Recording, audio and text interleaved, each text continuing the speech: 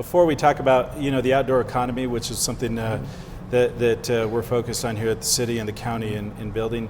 I know a lot of the content of Outside Magazine over the years has focused on Mount Everest and the climbs that have been made.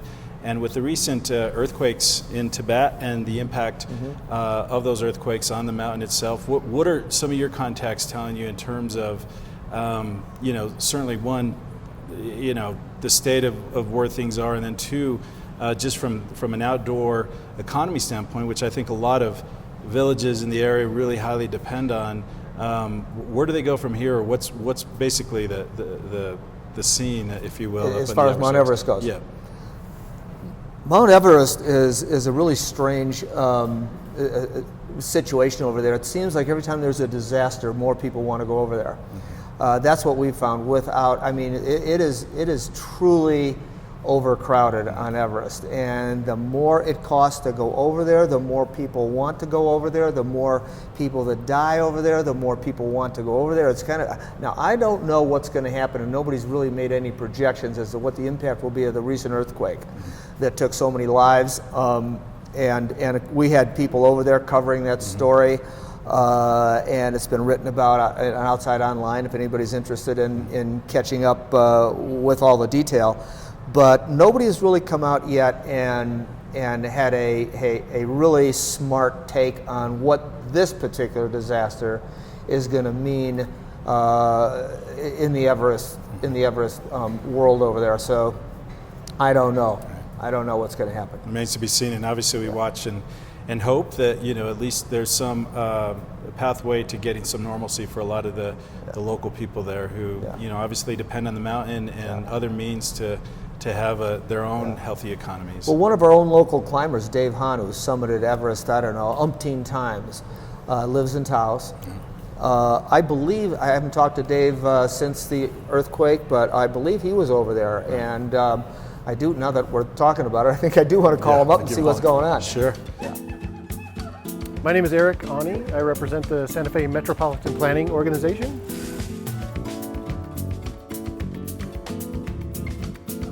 The Santa Fe MPO is a federally funded organization. We're sponsored by the City of Santa Fe. Our funding is geared towards transportation planning and the implementation of planning or transportation infrastructure here in the greater metro area. At least 27,000 reasons, but the key one is to keep the economy pumping, to move people safely through the town, and then to provide options for those of us who have different needs for transportation.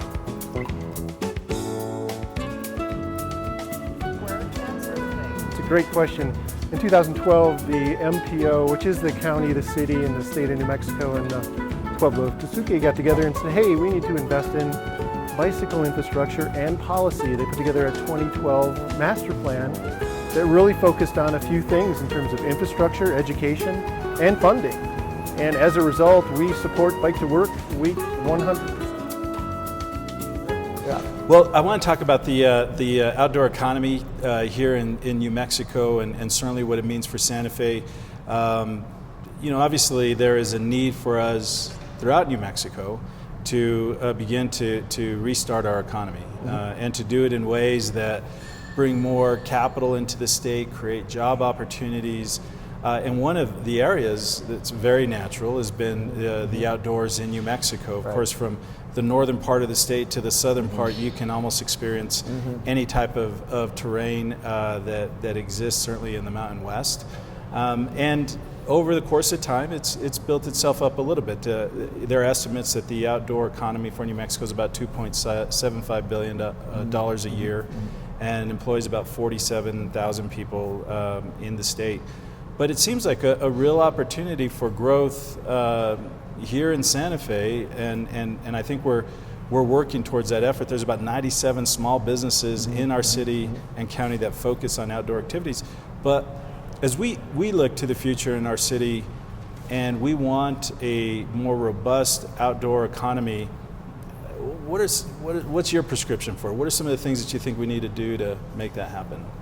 Well, first of all, I would take a look at the macro picture, and the scale of the outdoor industry is really enormous. It's almost 2/3 of $1 trillion business. It employs, on a national level, 6.1 million people.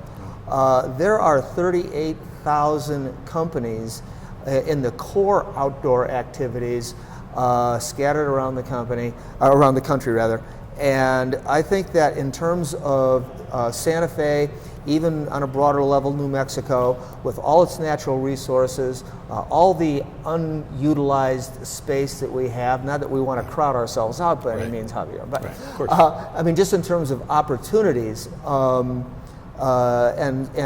and providing that the resources can support those opportunities, I think that a concentrated focus on bringing the attention of these natural resources to prospective companies, whether it's from a headquarters point of view, or whether it's from a new distribution center, or no matter what the needs of the market is when it relates to these 38,000 businesses, somewhere in there is enough new business opportunity for the state of New Mexico that, with a concerted and concentrated effort, should be very attractive to businesses in the outdoor industry, and to bring a lot of that, a lot of those jobs, a lot of that revenue, a lot of that economy. I mean, needless to say, every one of our millions of online users and magazine readers and television viewers, they all know that Outside is in Santa Fe, and we're here for a reason. We love it here. We've found an incredible home here. It's been just an amazing experience over the last 2 decades we've been here, and there's no reason why companies in our industry, our clients, as well as our actual consumers, shouldn't spend more time here if they're a consumer. Mm-hmm. Come here, visit, enjoy yourself. Spend money in the local shops and restaurants and hotels, and especially since it's the Outside Bike and Brew Festival today and tomorrow and the next day. Rent your bikes, take bike rides. As you said, we've got an incredible trail system here. It's getting better all the time.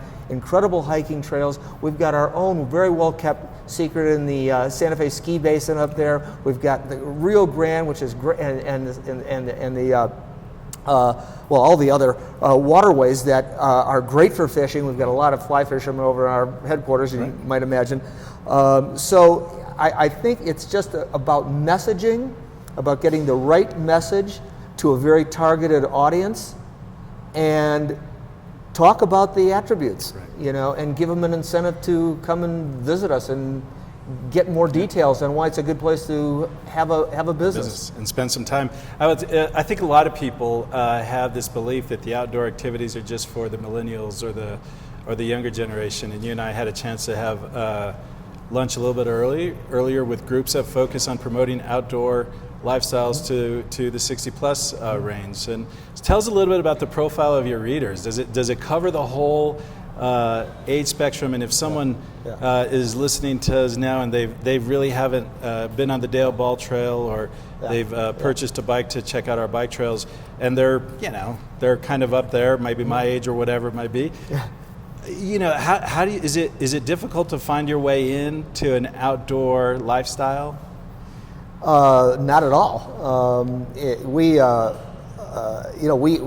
course are big proponents of the lifestyle, needless to say, and our demographic, while we have readers of all ages, when we're talking to, let's say, advertising agencies, and they want to know, okay, what is the age of your readers?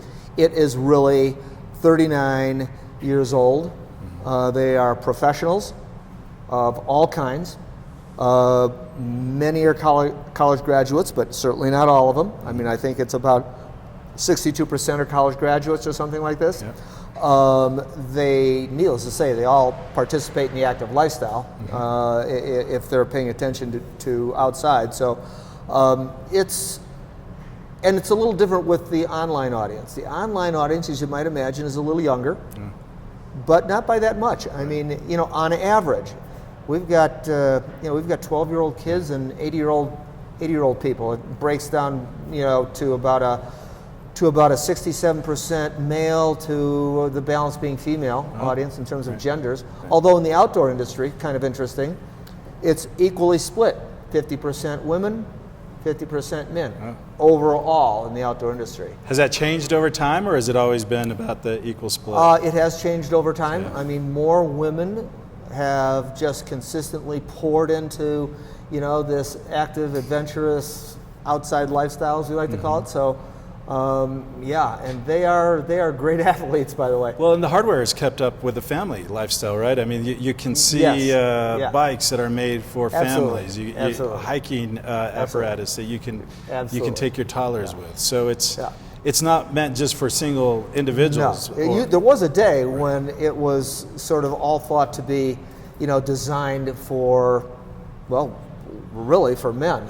And then the manufacturers and the marketers developed through research and the natural evolution of products and apparel and so forth. It naturally evolved into, we have to segment our product lines to address women, not just men. Women can't be expected to use everything that the men uses for a lot of, I guess, obvious reasons. Right. Then it went into children and the kids. I mean, probably 48% of our people have families with kids who are, in high school. Yep.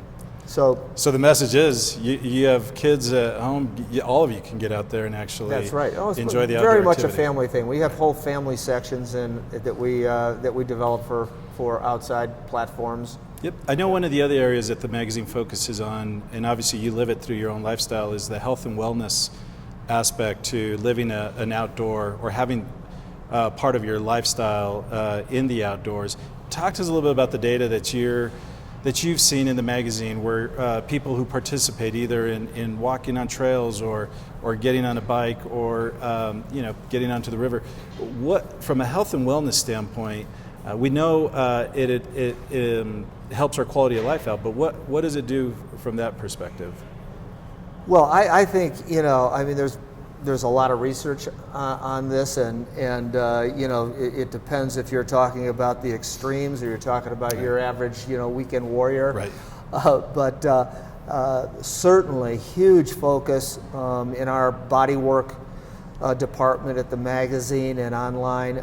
We spend a lot of time talking about nutrition, talking about regimen for getting in shape to do things outside so that you're in good enough physical condition to really enjoy these. And that's probably activities. a good message right there, right? You don't necessarily want to go climb Mount Delia tomorrow if you haven't climbed the mountain your whole life, right? I mean, you've got to work, you've got to condition yourself. Absolutely. I mean, everything really comes back to some sort of physical conditioning, nutritional programs that help that physical conditioning be optimized. So, it's just all part of the lifestyle. I think that you'll find people that spend. You go to the outdoor retailer show in Salt Lake City, either the winter show or the summer show, and the difference between going to that show and going to many other business conventions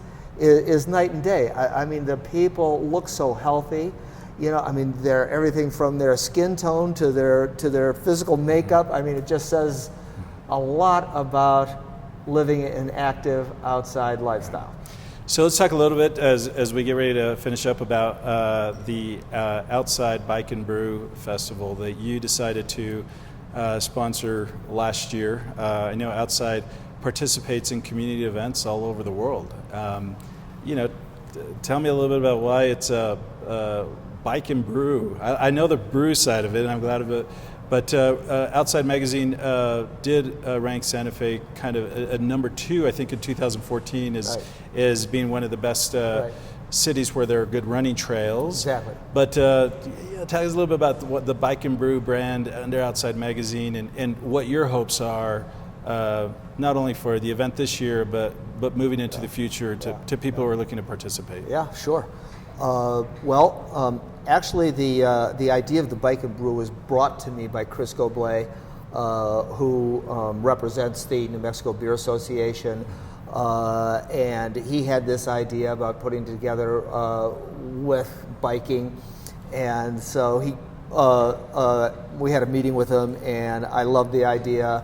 Needless to say, as we've already discussed, our offices are right there, and the rail yard is right here. So it was kind of a nice homegrown idea, as well as being, very, very close to the outside staff, which they got excited about.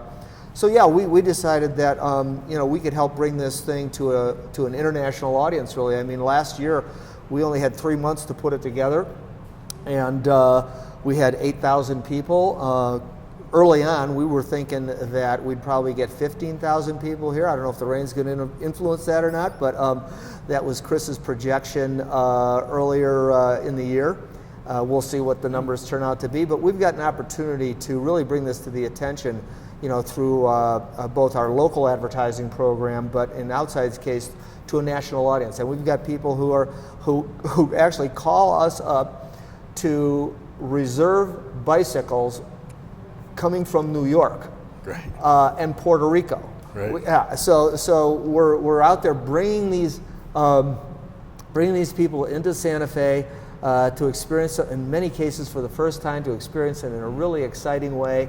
Obviously, we've got 7 bands that are going to be active over the weekend. We've got tons of bike riding for all levels of bike riding, from almost the professional level and the Century 100 road biking and your city tours on bikes, the chocolate tour, the brewery tour, the restaurant tour. I mean, there are dinners and films. I mean, this is really a full program, and we're just very proud at Outside to be a part of it.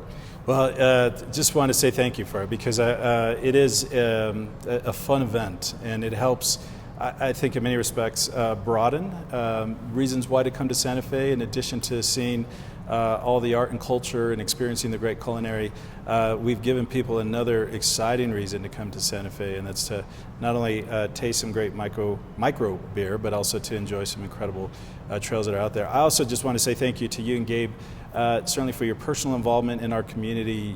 You dedicate lots of resources to supporting nonprofits. Environmental causes, I know, are important to you. Your employees, I know, are encouraged to participate in the community and to volunteer.